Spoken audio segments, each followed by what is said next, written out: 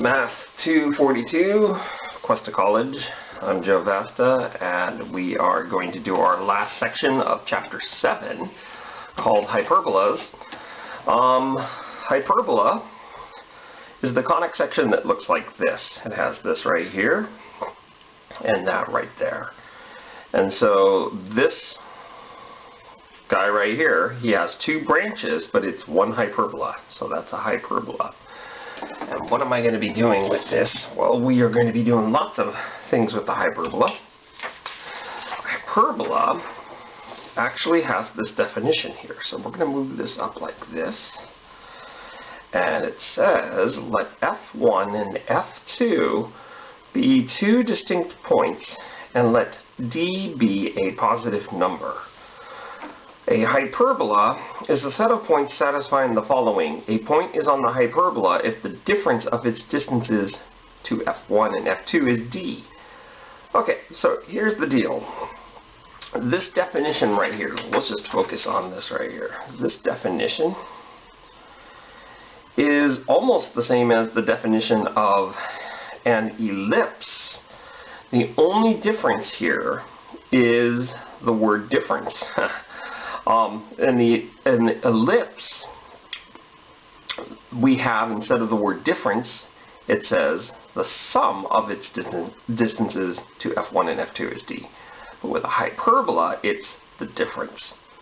So let's go ahead and sort of, before we get into the other definitions, show you what we mean by this. Let's put those points there, they were called F1 and F2. So let me go ahead and do that.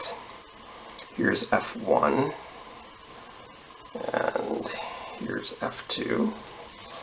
We'll make them look like this. F1, F2. Those are going to be called the foci. Okay, just like the ellipse had two of those guys as well called the foci. Let's take a look at something here. Why don't we go ahead and say that the difference in this one, we'll call it D. D is 9. Okay? And suppose we had a piece of string. Let's make the string be green, for at least this part right here. And we have that right there, and that has a distance of 12. And then from the same point there, this has a distance of 3. See, the difference of those distances is 9. Let's go ahead and do another point. Let's just take this point on the hyperbola. Suppose we have that and that right there. We say that this has distance, let's say it has distance of 11.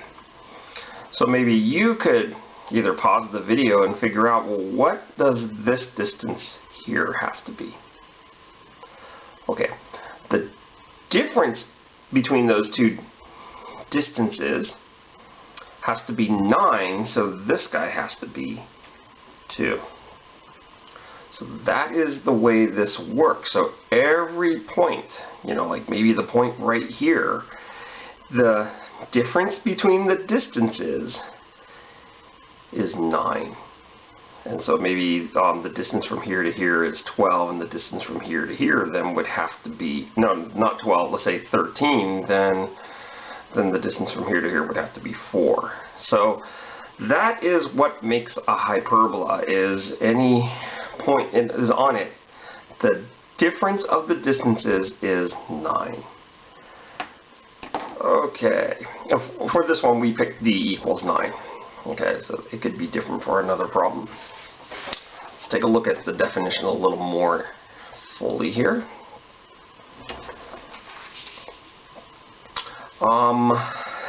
So we defined that.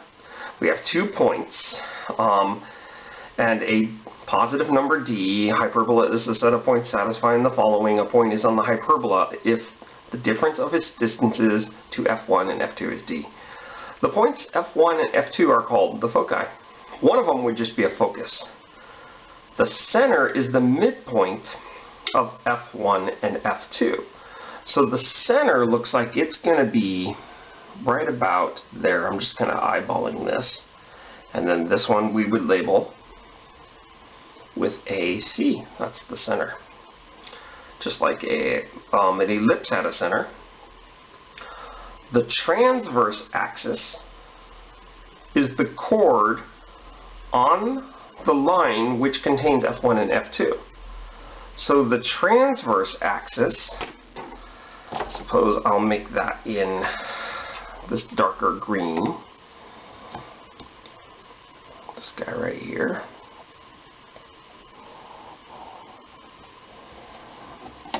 That is called the transverse axis. Okay, so the transverse axis is the chord on the line which contains f1 and f2, and the chord is the thing that connects 2 points on that curve. The conjugate axis is the line segment perpendicular to the transverse axis containing C. So we're going to get into this a little more, but I'm just going to say that we'll draw this conjugate axis, and it's going to look something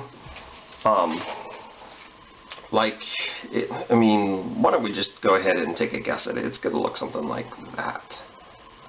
Okay. Now, how long did I know how to make it? We'll talk about that. So this is the conjugate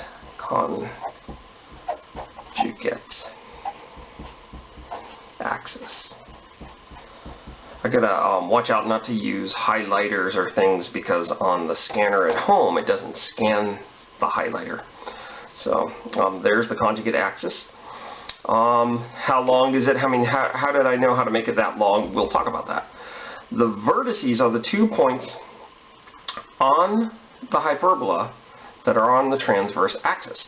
So the vertices happen to be these guys right here. This one and this one. Just like an ellipse has vertices, these ones have vertices. Here we have V1, V2. And so that's the way it looks. And so that we're finished kind of defining things, conjugate axis, transverse axis, foci, vertices. Let's ask this question here. So we'll move this back down here. And my question is, how long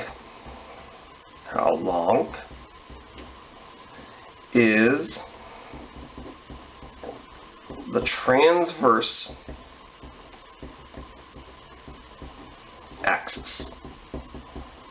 So that's our question there. So in this picture, can you figure out how long this green line is?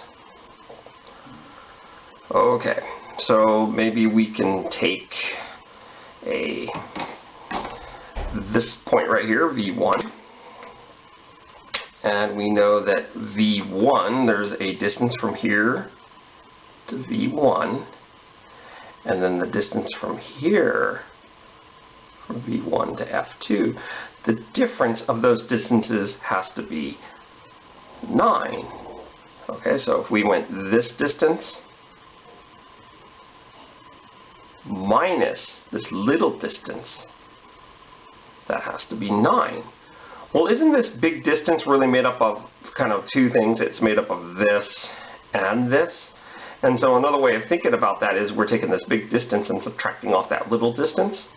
It is 9. So how long is the transverse axis? And you can think about this a little more if you want. In this case, it is 9. So there's something we want to say about the transverse axis. And we'll say it right here.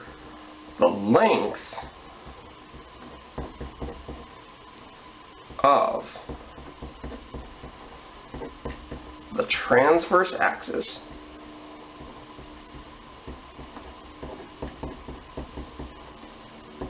will always be, so I'll just say is, d. And d is that thing that is defined in the definition. Let me go ahead and box that. So we are going to put that right like that. And the last thing before we move to the next piece of paper here is the fact that, well, there's a few things that I want to point out. Some of you might go, well, Joe, it would have been better if they just called this green thing the major axis and then the other one the minor axis, because the major axis is the same line segment that is on the same line as the foci, just like in the ellipse. The reason they didn't do that is because the transverse axis could actually be smaller than the conjugate axis. And so in that case, it's kind of weird to call the smaller one the major and the longer axis the minor. So when you have a hyperbola, that is pretty much what we call these things. The other thing is, you know, like, why are we doing this? Well, we're doing this because this is math class, and we try to say, oh, this is used in the real world, and is it? I don't know. Well, it just so happens that when people are designing telescopes, they will, when they're working on the lenses and things like that, they will use hyperbolas. The path of some comets are hyperbolic. Positioning problems, you know, like when there's an earthquake and they have some sensors in a few different points, they will use hyperbolas to find out where the earthquake actually took place, where the center of the earthquake is, and also with sound as well. And this might look familiar too. Some of you might have already seen this.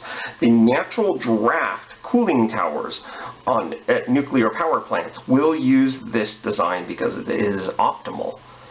So having said all that, I want to now come up with the equation of a hyperbola. Okay, so some of you might just want to skip the video, just skip forward until you hit the piece of paper that says problem number 1, because you don't have to really go over this derivation in your homework or on the exam. Let's go ahead and do this. I'm going to take this same hyperbola and I'm going to put the center at 0, 0. Okay, so that's what I'm going to do. And so it looks like that. Okay, that's great. What I'm now going to do is I'm going to draw a rectangle. That's what the rectangle looks like. And I don't want to do this all by hand because I wanted to make it precise, and I'm under the tripod and sometimes we mess up. And also, if you can hear something, so one of the neighbors, I guess, is chopping wood or something. They always wait until like someone's doing a video to do that, so that's beautiful. Life is beautiful.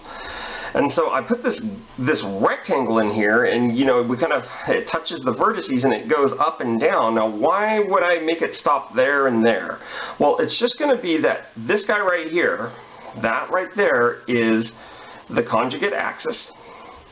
And the other guy right here connecting these two vertices is the transverse axis. Okay, so that rectangle symbolizes that.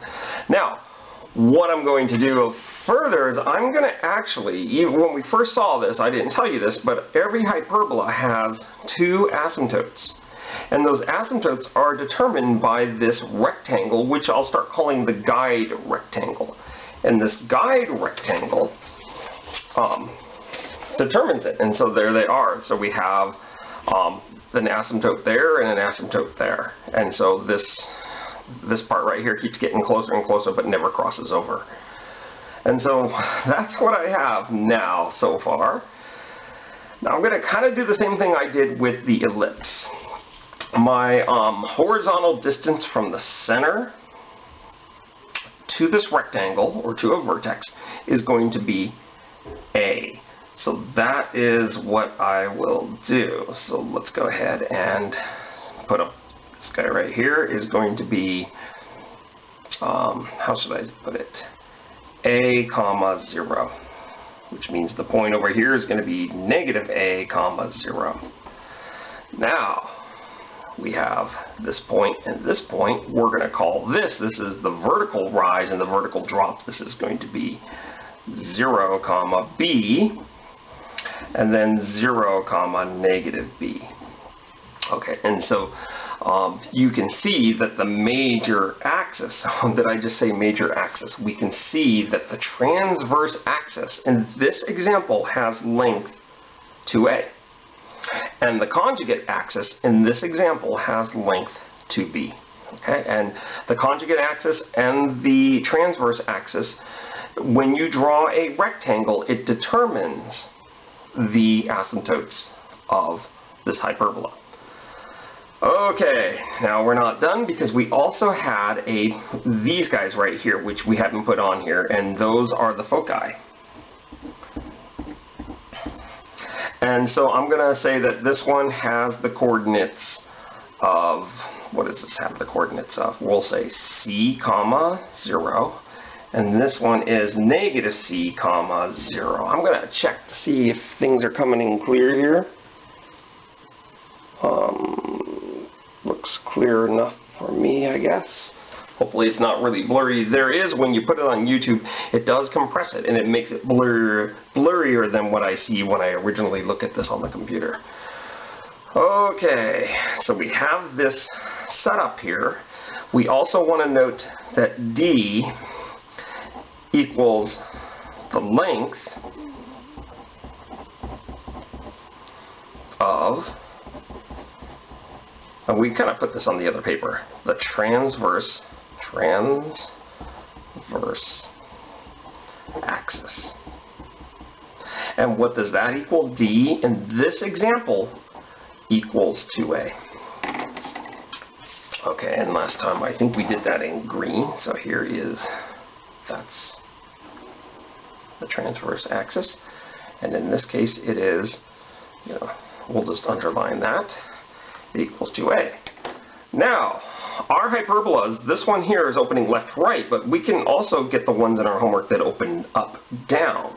So D would equal to B if our hyperbola opens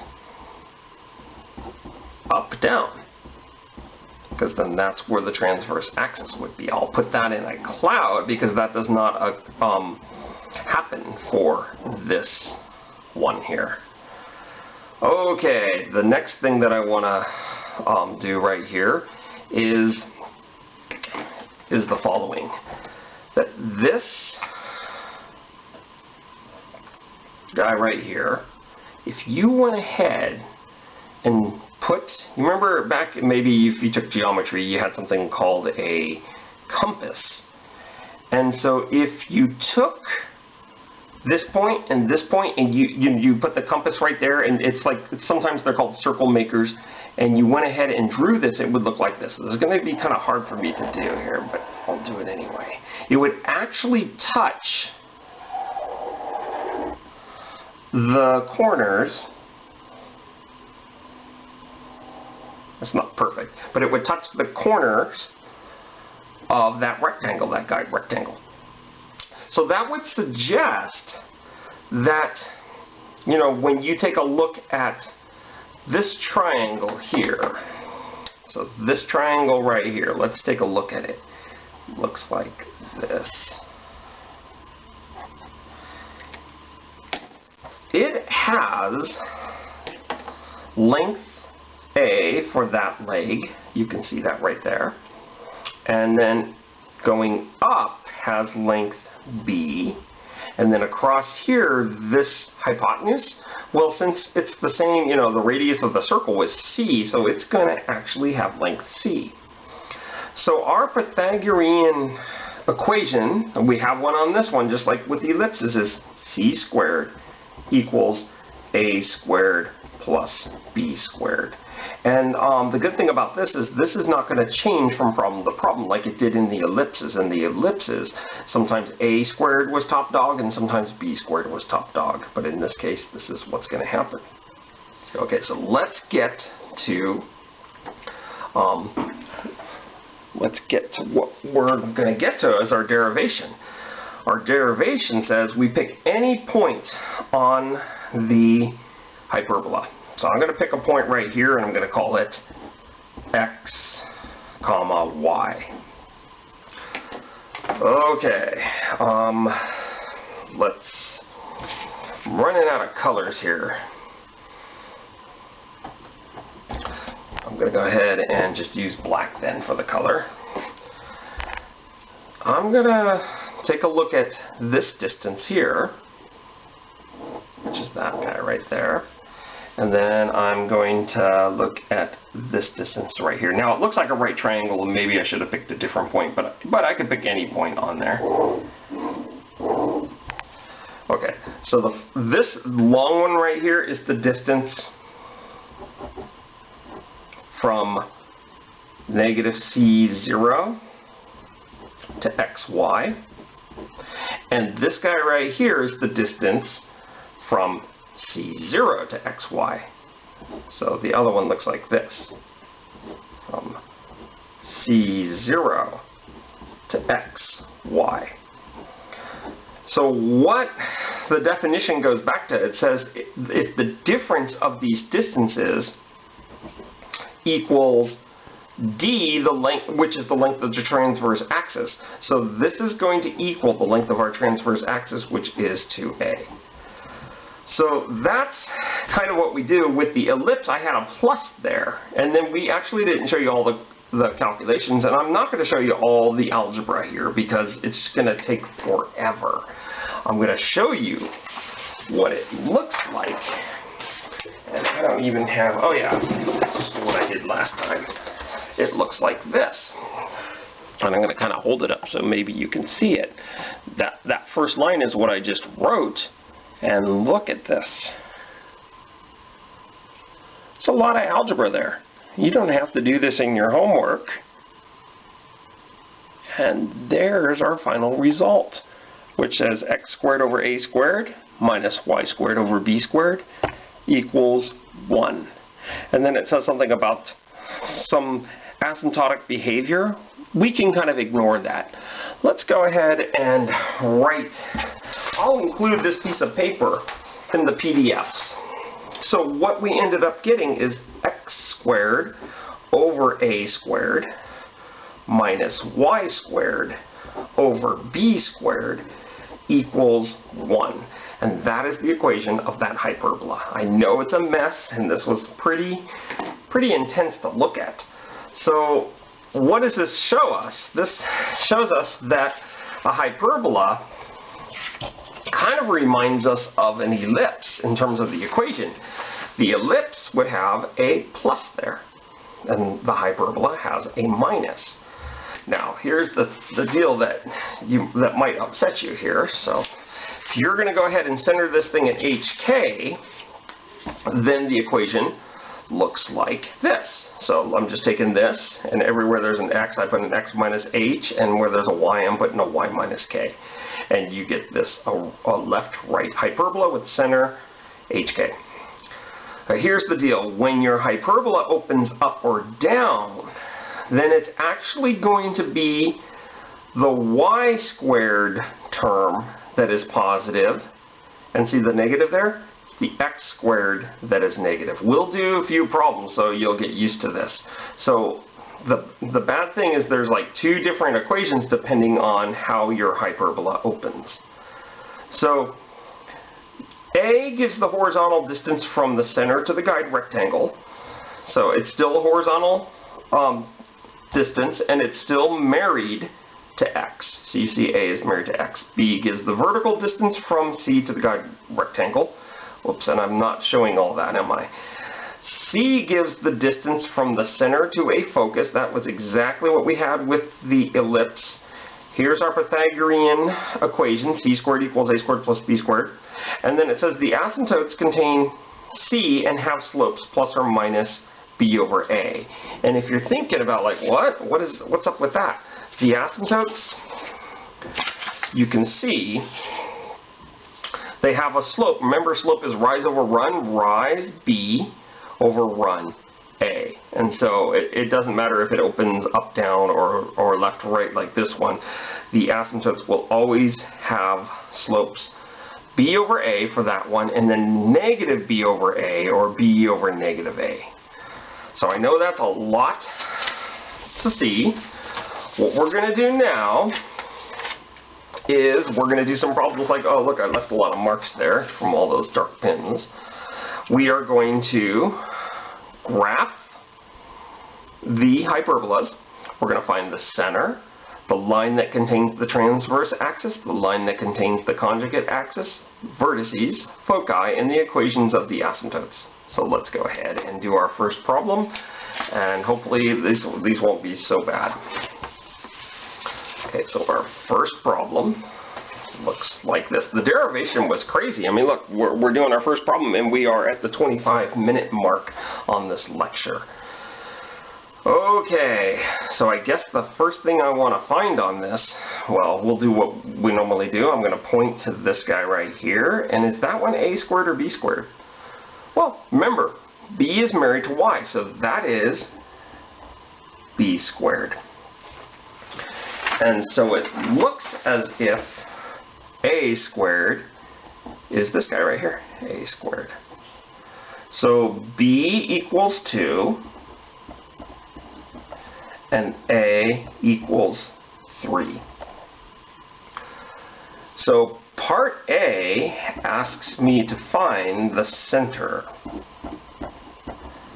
The center is HK. Now, if we're looking back up at this, obviously it's the y that's the positive and the x that's the negative, because it's in this form. And so this is going to be an up, down hyperbola. And I could have realized that before I found a and b.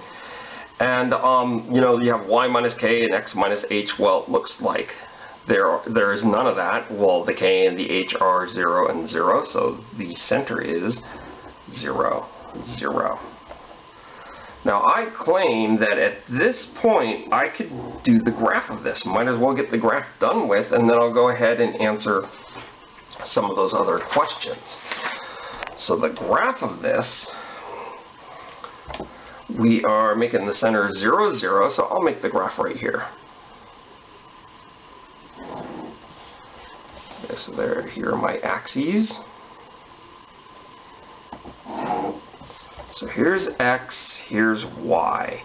The center, I'm going to put x marks the spot for the center.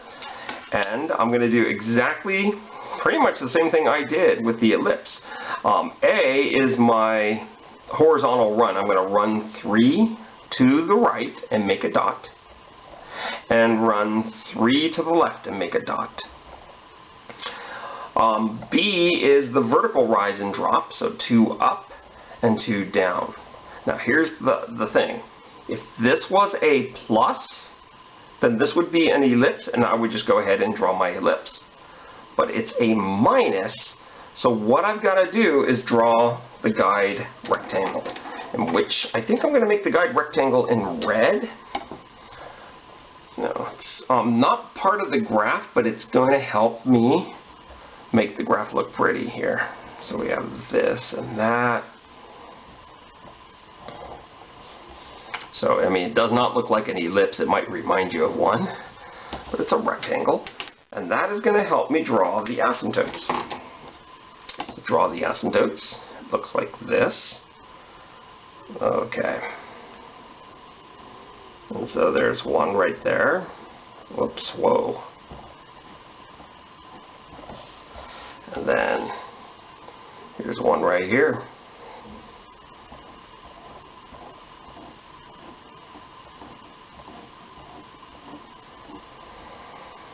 This hyperbola opens up down, so it looks like this right here, that right there. Those are going to be the vertices.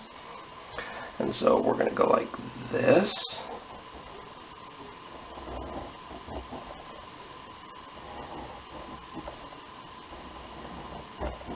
And there's the graph. We're done with the graph.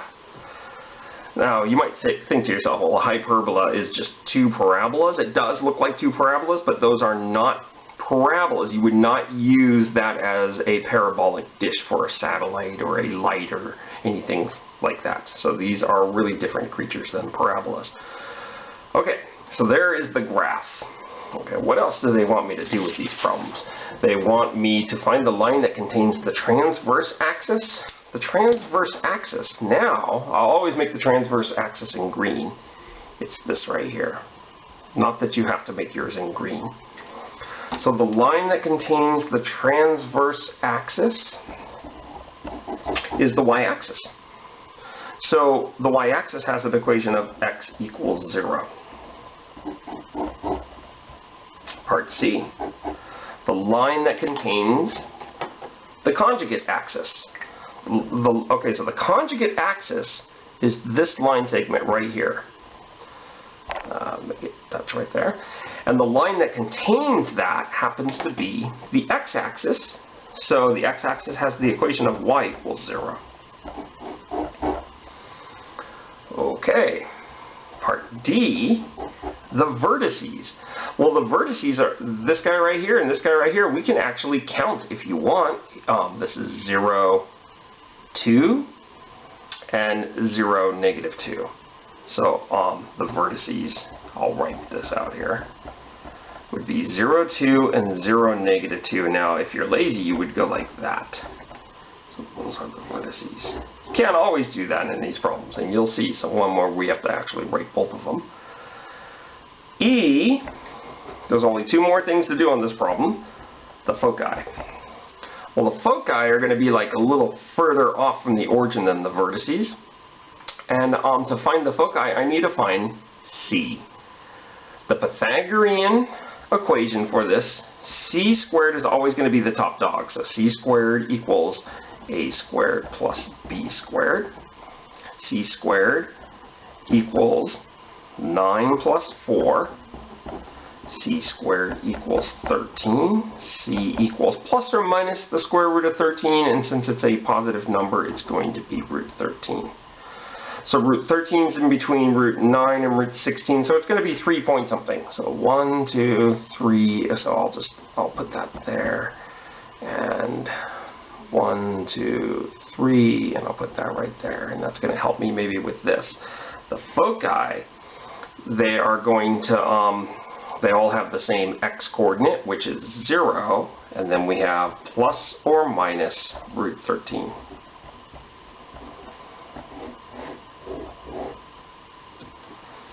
Okay, the last thing that we have to do is write the equations of the asymptotes, and there are two asymptotes. So let's just take a look at this. So this is part F. The equation of this asymptote, well, this asymptote has a slope of, we start at 0 and we go rise, which is 2 over run, 1, 2, 3. So this is really, we have slope of 2 over 3. The other one has a slope of, it's just going to be the negative that, negative 2 over 3. So to find the equation of the first one, we know it goes through 0, 0. And so the y-intercept is 0 on both of these. So if you're thinking this, y equals mx plus b, the y-intercept is 0. So the equation of the first one, this positive slope one, is y equals 2/3 x. And the equation of the other one, the one that with a negative slope, is y equals negative 2/3 x. And so those are the equations of the asymptotes. And that completes our first problem with hyperbolas. Let's go ahead and do problem number 2.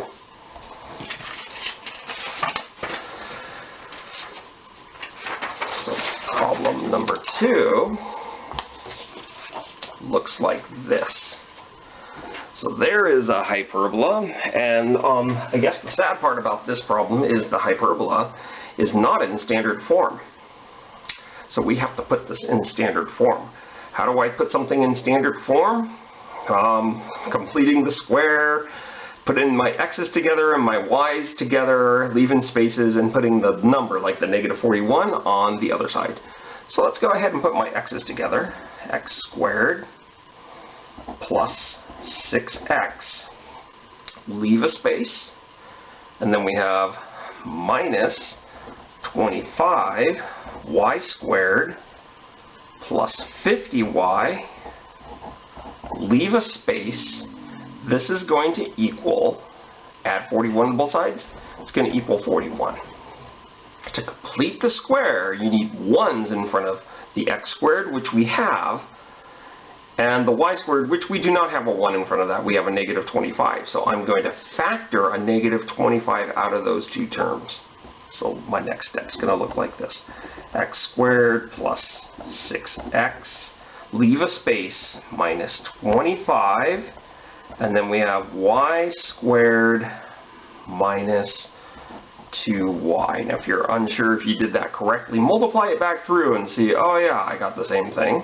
Leave a space, put a parenthesis, an equal, and a 41, and the fun is just starting, isn't it? I mean, aren't you having a lot of fun here?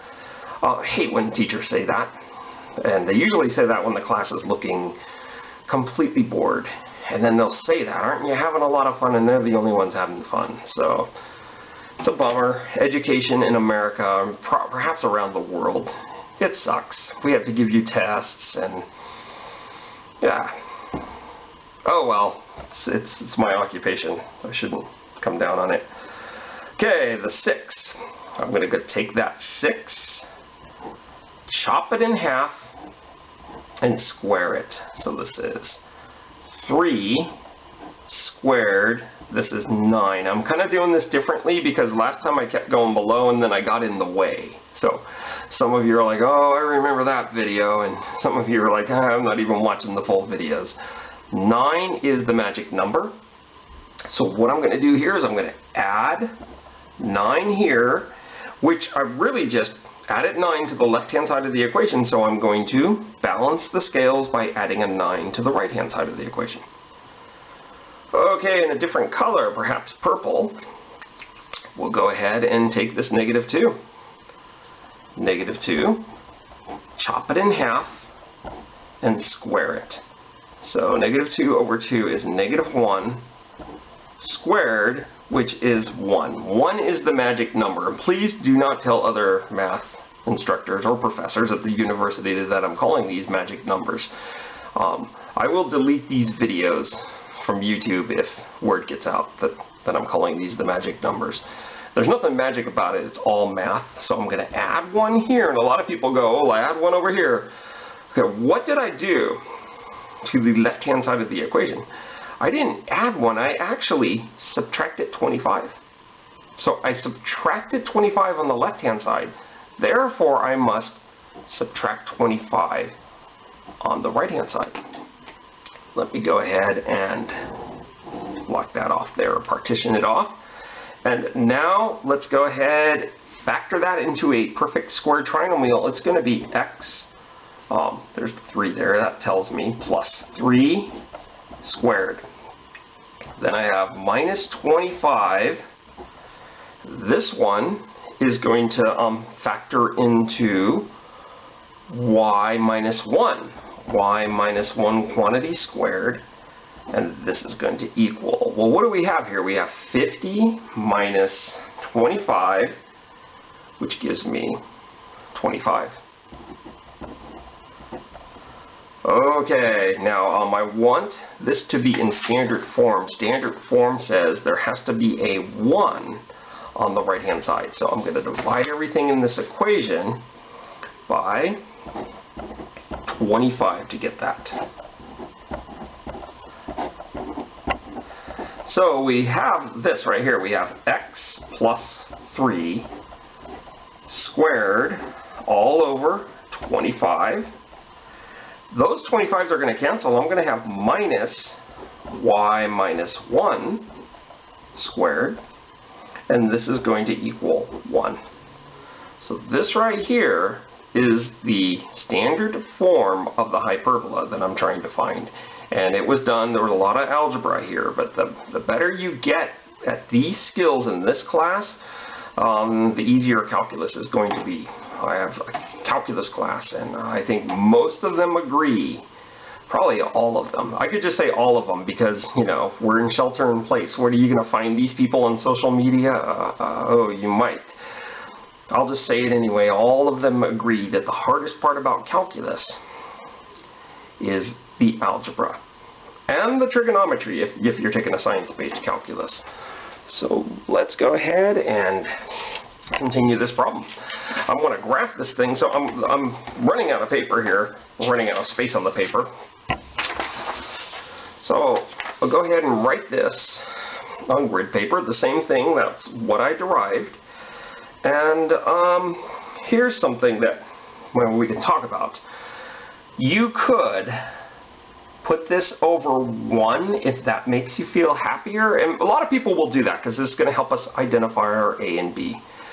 What I'm going to do first on this one is I'm going to just ask you, or have you think about, does this hyperbola open up, down, or left, right? Well, which one's positive? It's the x that's positive. And you know what that reminds me of, x? It reminds me of the x-axis, which goes left and right. So this one's going to open left, right. Or I could say right, left. Doesn't really matter how I say it there. So that's how I do it. You know, look back at problem number 1. It was the y squared that was positive and the x squared that was negative. Now it's the x squared that's positive and the y squared that's negative. Okay, now I have to identify these numbers. What is 25? Well, 25 is a squared. A squared is married to the x squared. And that would mean that the 1 is b squared. So what does A equal? A equals 5. B equals 1. So I'm ready to start things off by doing part A of these problems. Part A is saying, find the center. Okay, the center of this, I'm going to look up here and I'm going to say, oh, there's my H and there's my K, and it's like the opposite number that you see there because it really says X minus H and Y minus K. So the center ends up being -3, 1. So I claim with just this information here, I can do a complete graph, and then I'll come back and finish up the other stuff here. So my graph, because I see the centers there, I'm gonna, you know, like make the y-axis there, and the x-axis right here. So hopefully I didn't make it too close to the edge. I could have, I don't know. Oh well, what are you gonna do about that? So the center is -3, 1. -3, 1. X marks the spot. X always marks the spot. And there it is. This is just a little x. It has nothing to do with the x-axis. Just never even thought of that until now. But your book has been putting x's for the center. And then I'm going to count 5 to the left and 5 to the right because that's what A represents. So 5 to the left. 1, 2, 3, 4, 5, put a mark. 5 to the right. 1, 2, 3, 4, 5, put a mark. You could even track like where this is on the x-axis. The center is at, where is the center? -3. And then 5 to the left was, oh, wait, where's my left? 5 to the left happens to be -8. And 5 to the right is 2. Okay, and then this one, I'm going to go 1 up, put a dot, and 1 down and put a dot. And so these 4 dots, if this was a plus, I would go ahead and finish my ellipse. But it's a minus, this is a hyperbola. Those 4 dots are going to help me draw the guide rectangle. Okay, so the guide rectangle looks like this, and this. And this right here, and right here it's right on the x-axis. Oh well, might not be able to see that. And that's how it's gonna help me draw the asymptotes. And so I'm gonna get this down good here. So there is the one with the positive slope.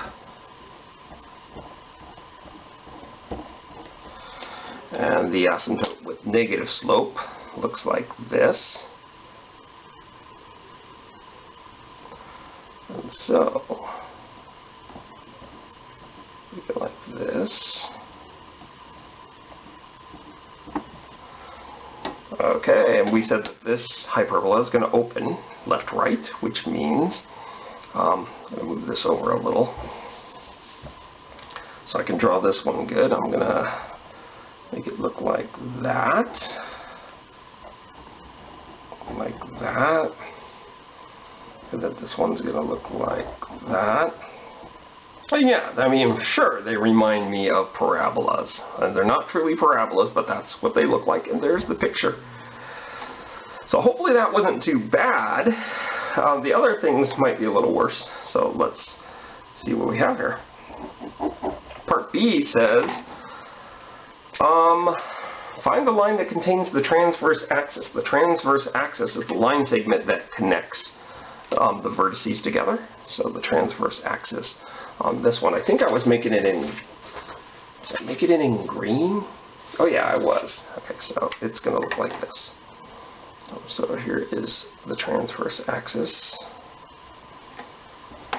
And so the line that contains that, and you can go right off the center, it's a horizontal line that goes through -3, 1, so it looks like it's going to be y equals 1.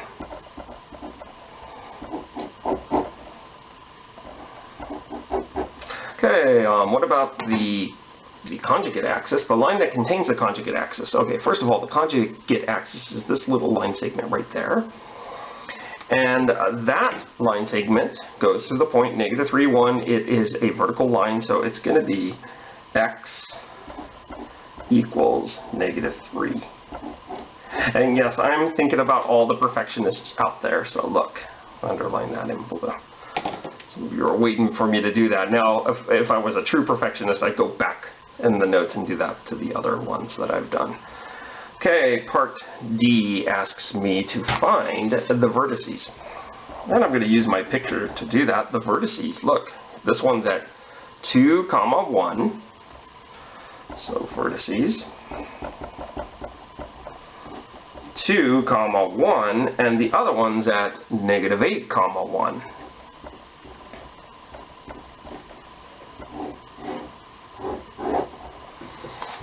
Okay, and I get the feeling the camera is just going to automatically shut off pretty soon, so if that happens,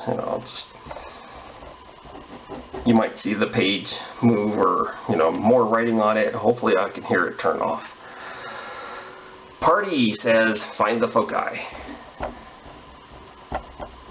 To find the foci, they're going to be a little further from the center than the vertices, unlike the ellipse, but, this is what happens with hyperbolas, and you must find the C. To find the C. Yes, the camera just turned off. So what was I saying? I was saying, to find C, you have to write out the Pythagorean equation. C squared equals A squared plus B squared. So that's going to be consistent for all these problems with hyperbolas. And so C squared equals 25 plus 1, that's the A squared and the B squared. So C squared equals the square root of 26. Oh, by the way, we could have found, did I just say that? C squared actually equals 26. Okay, there we are. And then C equals the square root of 26. Let's get that out of the way. So the foci, that's between square root of 25 and the square root of 36. So that's between 5 and 6. So look at this. I'm going to go 1, 2, 3, 4, 5, 6. It's going to be right here. The other one's going to be about here. Okay, so they have the same x or y coordinate as the center. Well, they have the same y coordinate as the center. And the center is -3, 1. So -3, 1. They have the same y coordinate of 1. And then I'm going to go plus root 26 and minus root 26. I'll go plus or minus root 26. Almost didn't have enough room there. That happens to be the foci. Okay, now what we're going to do with part F. Part F asks me for the equations of those asymptotes. Okay, so this is quite a tricky thing to do. It's always going to be, for the slope, it's always going to be B over A. Okay, because B, rise, over run. And that, in this case, is going to be 1/5. But it's going to be 1/5 for that one, and then for this one it's going to be -1/5. So if you remember plus or minus B over A, plus or minus 1/5, that happens to be the two slopes. I'll say slopes. Okay, now there is an equation. What is this equation? It says y minus y1 equals, it doesn't need the parentheses, m. Then we have x minus x1. This is called the point slope form of a line, and I usually do not use this. Okay, I usually use y equals mx plus b, but there's a time and place for this. This describes a line that has the point x1, y1, and has the slope m. And so I know that both of those asymptotes go through this point, the center. And so I'm going to go like this. I'm going to go y minus the y value of the center, y minus 1, equals. So let's do the first one, 1/5, and then this is going to be x minus x1, so here's x1, or it's really going to be x minus a -3 or x plus 3. Well, the equation of the other asymptote has a -1/5 in there. So, you know, because I'm lazy, I'm going to go plus or minus 1/5. There's the answer. Now, I could have done that with the other problem number 1. That one, the center was 0, 0, and it was just as easy to find the other things. But I can do all the problems like this, where I write the point slope form equation and then use the point as the center, and the slope is going to be plus or minus, which I can actually put both of those in there, B over A. And so this gives me both equations of the asymptotes. Let's go ahead and do problem number 3. You might consider doing this problem on your own, pausing the video. Okay, so to do problem number 3, we first have to complete the square, and then we'll do the graphing and finding all that other stuff. Know that in this lecture I have, how many problems do I have planned? I think I have 5 problems, just like the other one. And problems 4 and 5 will not be as lengthy as 1, 2, or 3. Okay, so 2 and 3 are the most lengthy problems here. So if maybe you're pausing the video to do this, we're going to complete the square. Completing the square, I put my x's together, leave a space, put my y's together, leave another space, and then subtract 109 from both sides of the equation, so this gives me -109. Okay, I cannot complete a square with a 5 there, so I'm going to factor a 5 out. So I have 5 times, and then x squared minus 10x, leave a space, put the parenthesis. I cannot complete the square with a -4 in front of that y squared, so I'm going to factor a -4 out. So I have y squared. Be careful on this with the negatives. You can always multiply back through to make sure you have the right thing. This is going to be a plus 6y. Leave a space, put the parenthesis, and we have the -109. Now I'm going to go ahead and complete the square. I can never figure out where on this paper to do that. I'm going to do it at the bottom this time. I'm going to take that -10. I'm going to chop it in half and square it. So this is going to give me -5 squared, which is 25. So I'm going to add 25 there, that's the magic number, And really what I did on the left-hand side of the equation is I added 125. So I'm going to add 125 to the right-hand side of the equation. And then I'm going to switch colors here. Complete the square on the y's. I'm going to take the 6, chop it in half, and square it. I know my parentheses, are they really big enough? Oh well, they're big enough for me. So 6 over 2 is 3, 3 squared is 9. So 9 is the magic number here. I'm going to add 9 here. And if you're on automatic pilot, you might go, oh, add 9 there, but really we subtract it. 36 on the left-hand side of the equation, so I must subtract 36 on the right-hand side of the equation. Okay, the next step is to factor this. So this is going to be 5. Then we have x minus 5, quantity squared, minus 4. This one's going to give me x plus, y plus 3, quantity squared. And then over here, what do I have? I have a big mess here. This is 125. So 25 minus 9 is 16. So the first two give me a positive 16 minus 36. That looks like it's negative 20. Okay, so now at first glance you're like, uh-oh, things aren't going to work out because there's a negative there and you need a positive 1 on the right hand side. So what I would say to do is divide everything in this equation by a negative 20.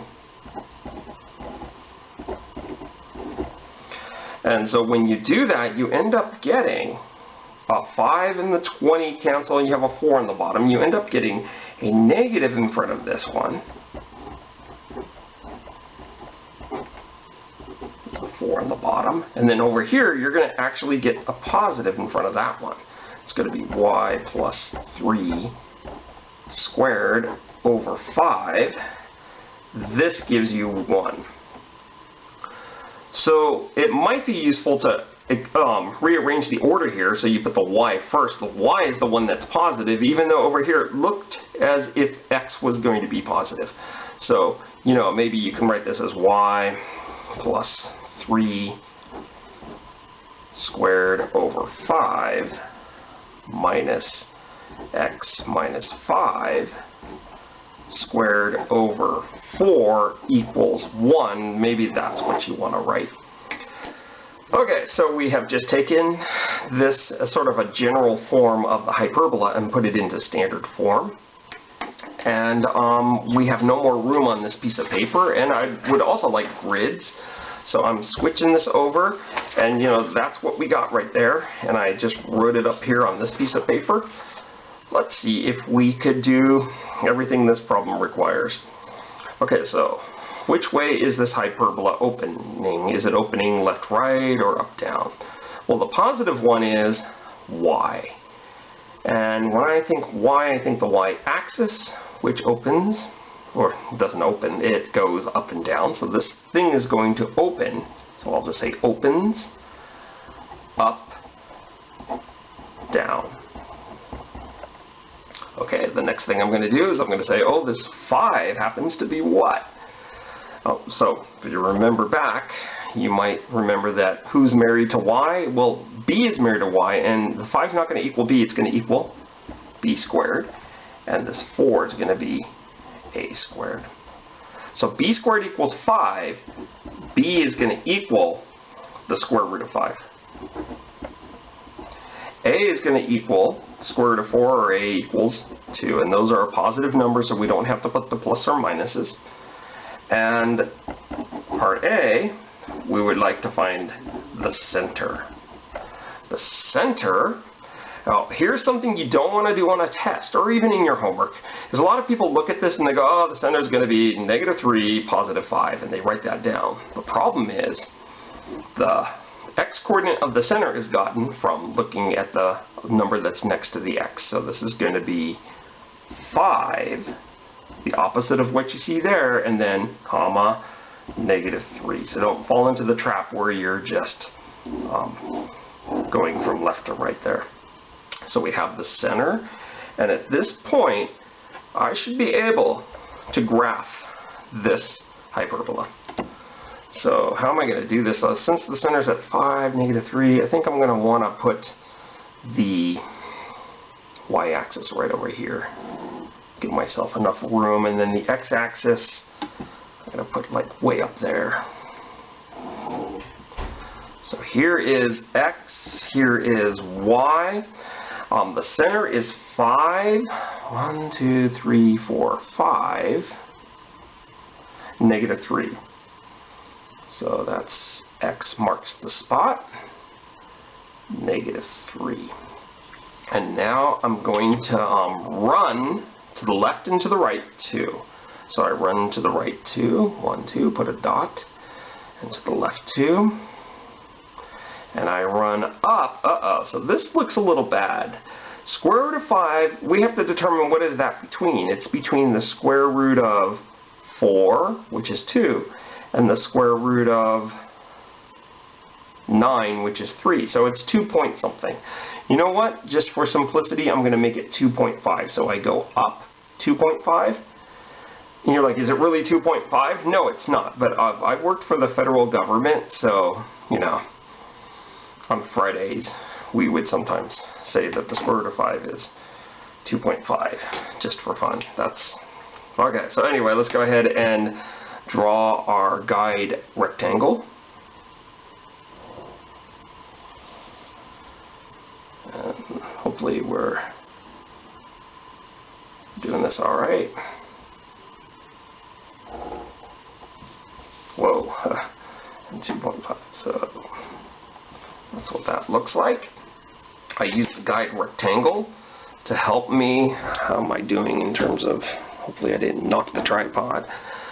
I'm using this, so this asymptote goes through the corners, but it also goes through the center, and that's going to help me with the equation. There's the one with the positive slope. And the one with the negative slope looks like this. So as you can see, as you're doing more of these problems, or you're seeing me do these problems, you're saying, wow, these problems, they're all kind of the same. You know, there's variations, but you're pretty much doing the same algorithms. And this opens up, down. So what does that tell us? That tells us we have a vertex right here and a vertex right here at that weird point there. It looks like 2.5 away from the center, but it's a little different. And then we're going to open this one up and open this one down. There's nice symmetry to these as well. We never mentioned that word in this lecture, but there is some symmetry with many axes that have to do with going through the center, you know. Let's go ahead and answer some of the other questions. There's the graph. Let's go ahead and do part B. Part B says, we want to find the line that contains the transverse axis. The transverse axis would be the line segment that connects the vertices. And that goes through the center, and it's a vertical line. So that one's going to be x equals something. X equals 5. Part C says, find the line that contains the conjugate axis. The conjugate axis happens to be this line segment right here, and the line that contains it is going to be a horizontal line, and horizontal lines look like y equals, look, y equals -3.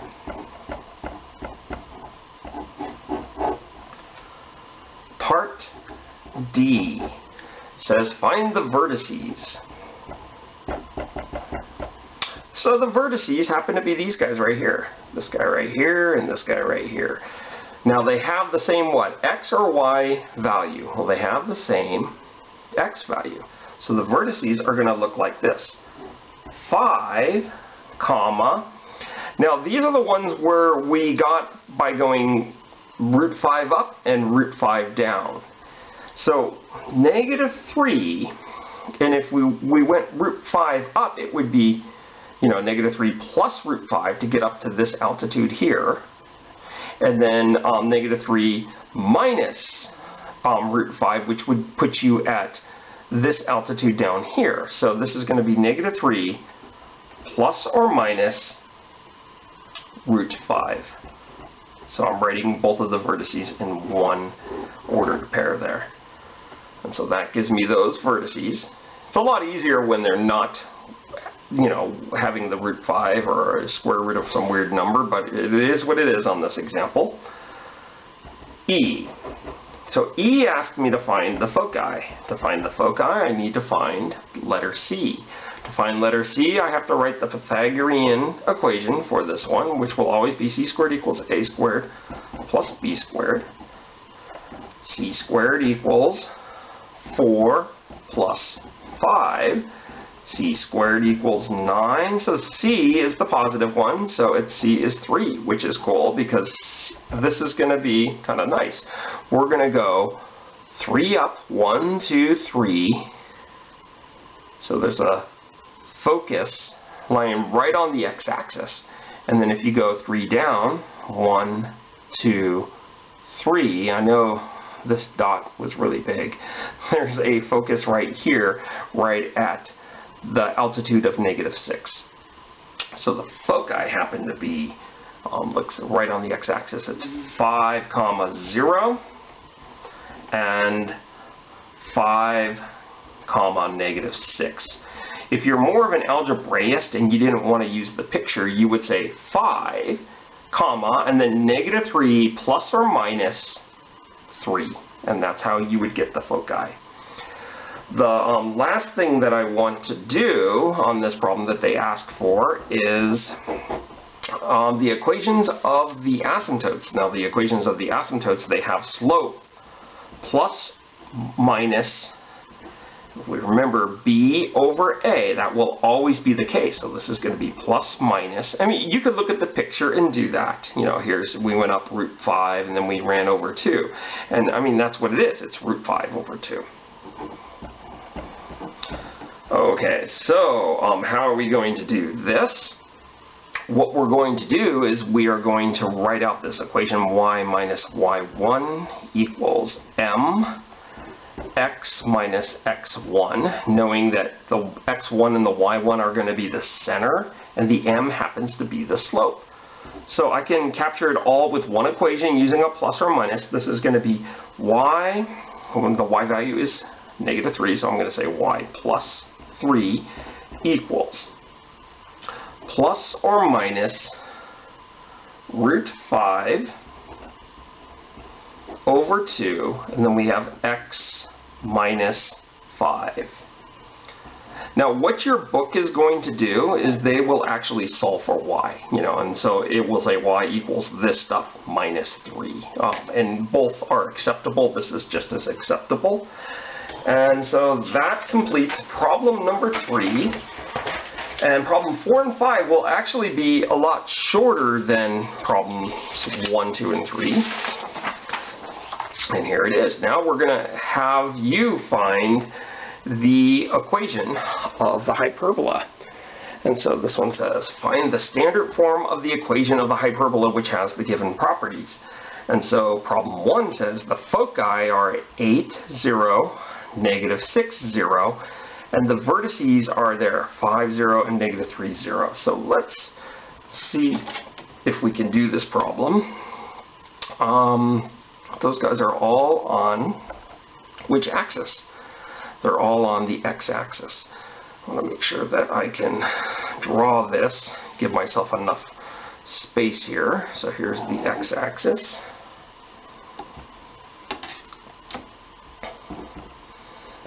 And so we have 1, 2, okay, so let's just count them out. 1, 2, 3, 4, 5, 6, 7, 8. And there's a foci right there at 8. Now, it never asked me to draw a picture, so my picture is just going to be kind of crude just to get this done. And then I have -6, 0. So 1, 2, 3, 4, 5, 6. -6, 0 is that guy right there. Now, just based on that, I should be able to find the center of this hyperbola, and the center is going to be halfway between those 2 points. Now, some of you, if you're an algebraist, you would take out that midpoint formula that says x1 plus x2 over 2 and y1 plus y2 over 2. Or a lot of you could just figure out what is the halfway point between -6 and 8. Well, the halfway point happens to be 1, comma, and then, you know, the halfway point. So here's the center. X marks the spot. That's the center. 1, comma, 0. And once again, you can use midpoint formula and knock yourself out if you want on that. The vertices happen to be 5, 0. So 1, 2, 3, 4, 5. 6, 7, 8. Okay. So there's a vertex there, and a 1 at 1, 2, 3, so here's -3. And you know, just based on this, and I'm not going to draw the asymptotes or anything, you know that the hyperbola is going to open toward the foci. This one is a left-right guy. So I'll just say opens left-right. Now, opens left-right means that which one's going to be positive, x or y. So left-right reminds me of the x-axis, which goes left-right. So that kind of jogs my memory to go, oh, it's the x that's going to be positive. So I'm going to go x minus h squared all over a squared minus y minus k squared over b squared equals 1. I've got to find all this stuff here, not the y and the x, but the h and the k, which, by the way, I have h and k. Here's h, it's 1, and k is 0. I also have to find a and b. Now, the distance from the center to a focus is c. So from 1 to 8 or from 1 to -6, that is defined to be c. The distance from the center to a vertex, well, you have to be careful with what you're doing on this. We are making a horizontal run, and the horizontal run happens to be A. Okay, so A, from the center to that, is 1, 2, 3, 4. A is 4. And so we know what A is. We know what C is, but we have to figure out what B is. We're going to use the Pythagorean theorem, or the Pythagorean equation as I was calling it. It will always be the same with hyperbolas. C squared equals A squared plus B squared. C squared, that's 49, equals A squared, which is 16 plus B squared. B squared equals, we subtract, and I think we get something like 33. Now, we could figure out what b is. It's the square root of 33, but we don't need to because this here is ab squared. So now we're ready because we have that, a, and we also have h and k. So we're going to draw up our answer right now. This is going to be x minus 1 squared all over a squared. So we don't want to put a 4, we want to put a 16 minus y minus k. So k is 0. This is just going to say y squared over b squared, which is 33. This equals 1, and there it is. So these problems are a lot faster than the other problems where you're graphing and showing all the stuff. But what makes these problems a lot easier is the fact that we've gone through a lot of the graphs and we're familiar with the hyperbolas. If we had tried to do problem 4 as problem number 1, we would probably be going a little slower and maybe we would have more questions as we were doing this. Let's go ahead and do our very last problem of section 7.5, which is this one right here. Find the standard form of the equation of the hyperbola, which has the given properties. It has vertices -1, 0, -1, -4, and the endpoints of the conjugate axis are those guys. Wow.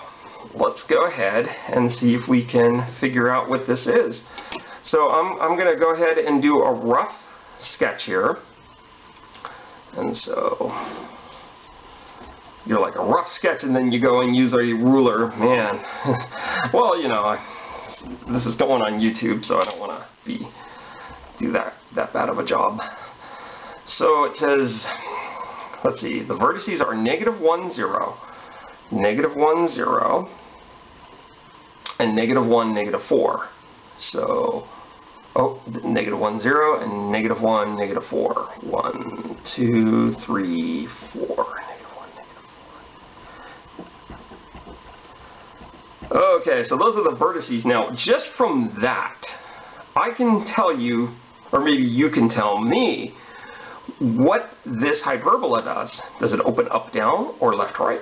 Here's a vertex, here's a vertex. It actually opens up, down. Now, I didn't draw the asymptotes or the guide rectangle, but this is just helping me get this problem done. And we also can see from this where the center is. X marks the spot, and you're between the altitude of -4 and the altitude of 0, so that will give me an altitude of -2. Okay, so there's -2. So the center, just from this picture, is -1, -2. Okay, so we're getting places here. We also know that this opens up, down, which means which one's going to be positive? Y or X? And well, I know the y-axis goes up and down, so it's going to be y that's positive. Y minus k squared all over, b is married to y, so b squared, minus x minus h squared all over a squared. A is married to x. This is equal to 1. Okay, so I got all this just by looking at this first bit of information. Now, I also can get something else. I can also get that my horizontal, no, it's actually a vertical run from the center to a vertex is 2. And since it's a vertical run, that is b equals 2. And I got that all just from them telling me the vertices were those 2 points. I didn't even use this right here. So now I'm actually going to use that. The endpoints of the conjugate axis are 9, -2, so, and -11, -2. So here they are, one's here and one's over here. Okay, so here's 9 and here's -11. Well, here's the deal. This right here gives me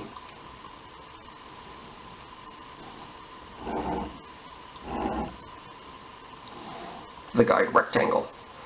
And this right here, going from the center of -1 to 9, is a horizontal run, which tells me what A is. So what's the distance between something that has an x-coordinate of -1 and something that has an x-coordinate of 9 on the same horizontal line? It has a distance of 10.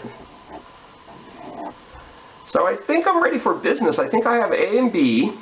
I also have H and K. So I can go ahead and write out the final result here. Y minus k, and we got to make sure we get the right one here. This is going to be y plus 2, quantity squared, all over b squared. So this is all over 4, minus, just copying that, x minus h. So this is going to be, whoa, yeah, there we go.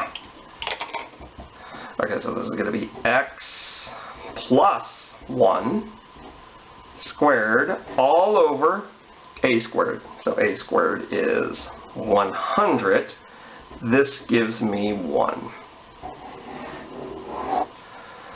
So you might also look in 7.5. I did not assign the homework problems where they just give you a conic that is not in standard form, and you have to identify which 4 of the conics it is. That is within the homework problems, but not in any of them that I assigned. So if I were a good teacher, I would have probably assigned those, and sometimes those are degenerate conics. But I felt like this was enough trauma for you guys. So this completes conic sections there's no more really to say about this. You're probably not even going to get hit this heavy with conic sections in calculus. It all depends who your teacher is, what school you go to, what book you're doing. But they do pop up from time to time, and I know that when I teach multivariable calculus, sometimes we are looking at little cross sections of graphs and they end up being conics. You know, they end up being hyperbolas or ellipses, and in the higher dimensional calculus you'll have something called an ellipsoid. And so, wow, I mean, so there's things out there, but I remember even when I taught the multivariable calculus, we didn't get into it as much as we get into it in this class, where we're finding the foci and the equations of the asymptotes and the eccentricity and all that. So hopefully you guys are doing well. I hope you have a good day, and I will see you next time.